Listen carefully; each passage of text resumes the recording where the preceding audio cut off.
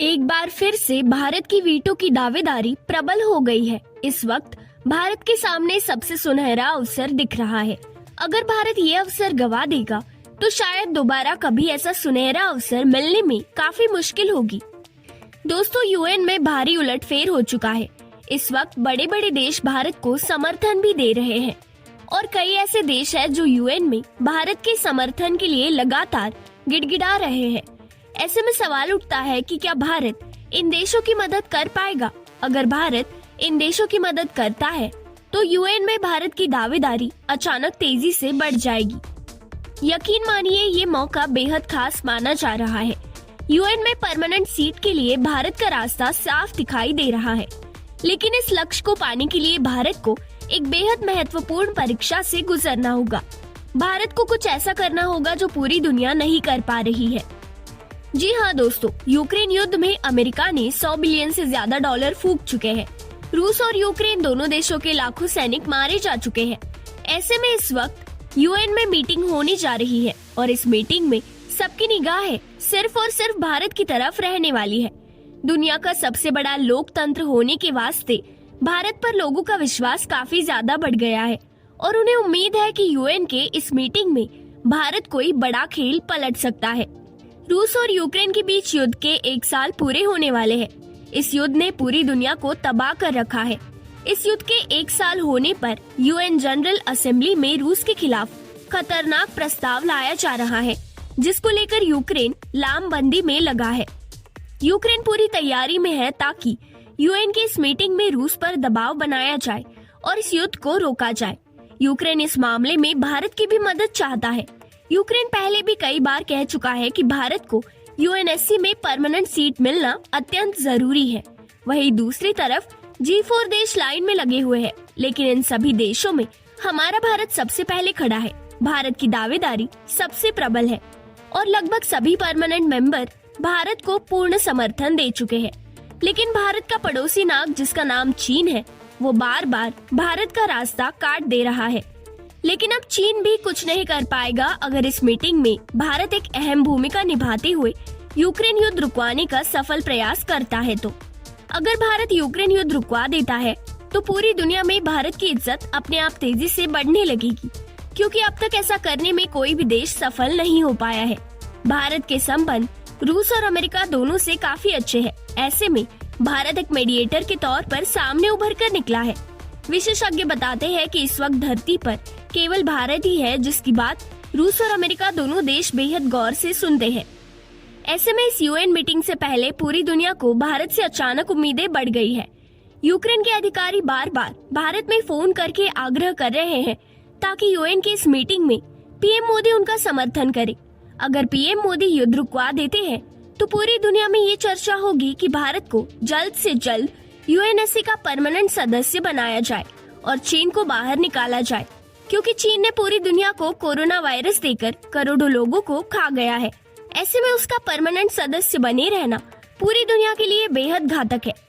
आपको बता दें कि भारत इस साल G20 की अध्यक्षता भी कर रहा है। इसी वजह से भारत का मान और सम्मान इस साल अचानक काफी बढ़ गया है। मिली जानकारी के अनुसार हाल ही में यूक्रेन ने राष्ट्रीय सुरक्षा सलाहकार अजीत डोभाल से संपर्क किया। यूक्रेन ने डोभाल से कहा था कि प्लीज कृपया करके युद्ध रुकवा दीजिए। यूक्रेन के राष्ट्रपति कार्यालय के हेड एंड्रिया येरमैक ने एनएसए डोभाल को फोन करके सहयोग मांगा है। यूक्रेन को पूरा यकीन है कि इस बार भारत पूरी दुनिया में सबसे शक्तिशाली देश है, जिसकी बात पुतिन नहीं टाल सकते। यूक्रेन के प्रमुख अधिकारी ने कहा कि 23 फरवरी को पेश होने वाले यूएन प्रस्ताव पर यूक्रेन सभी देशों की मदद चाहता है, खासकर भारत की। उन्होंने कहा, हमारे लिए भारत का सहयोग बहुत जरूरी है। हमारा विश्वास है कि इस प्रस्ताव में भारत हमारी मदद करेगा। यूक्रेन के अधिकारी ने भारत से हाथ जोड़कर प्रार्थना की है और कहा है कि सिर्फ पीएम मोदी ही इस युद्ध को रुकवा सकते हैं। पुतिन सिर्फ और सिर्फ पीएम मोदी की बात सुनते हैं। ये बात पहले भी भारत में मौजूद यूक्रेन के डिप्लोमेट कई बार दोहरा चुके हैं। यूक्रेन के अधिकारी ने फोन पर कहा कि भारत हमेशा से ही संप्रभुता और सीमाओं पर शांति की बात करता रहता है। हमारा लक्ष्य पारदर्शी और साफ है। हम रूस में 1 इंच भी दावा नहीं करते हैं। हम केवल अपना हिस्सा वापस चाहते हैं। उन्होंने आगे कहा कि इस वक्त यूक्रेन की हालत बेहद खराब हो चुकी है।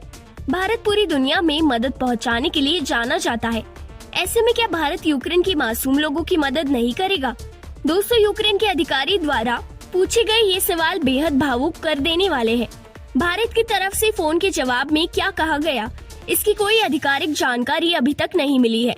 प्रधानमंत्री नरेंद्र मोदी इस मामले में कई बार रूस के राष्ट्रपति पुतिन और ज़ेलेंस्की दोनों से ही बात कर चुके हैं। प्रधानमंत्री मोदी हर हाल में इस युद्ध को रुकवाना चाहते हैं। इसी वजह से माना जा रहा है कि यूएन की इस मीटिंग में भारत एक बड़ा फैसला ले सकता है, जो रूस को भी चौंका सकता है। आप सभी जानते हैं कि पिछले साल 24 फरवरी को रूस ने यूक्रेन पर हमला किया था। प्रधानमंत्री मोदी ने दोनों ही देशों से सीधे बातचीत करके हल निकालने की बात की थी।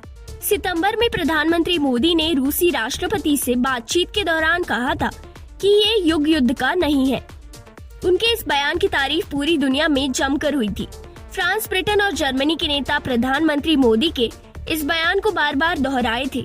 अब तक यूएन में जब भी रूस के खिलाफ प्रस्ताव पेश किया गया है, भारत खुद को इससे अलग रखता है, लेकिन इस बार माना जा रहा है कि खेल बदल सकता है।